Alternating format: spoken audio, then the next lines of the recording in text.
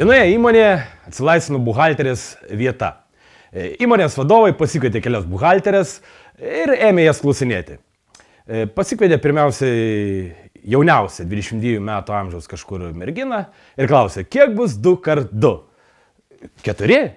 Na, vadovai pamastė, bet turbūt, kad netiks kažkaip per daug sąžininga. Pasikvietė kitą, gerokai vyresnė, kokių 40 metų amžiaus buhalterė. Sakydė, kiek bus 2 kart 2? A kiek jums reikia? Vadovai pamastė, gal ir tiktų, bet kažkaip labai sukalbama. Na ir pasikvietė trečią, jau besiruošiančią išeiti į pensiją moterį. Sakykite, kiek bus 2 kart 2? 79. Kaip taip čia? Na, suprantat, 50 jums, 25 man, 4 į kasą.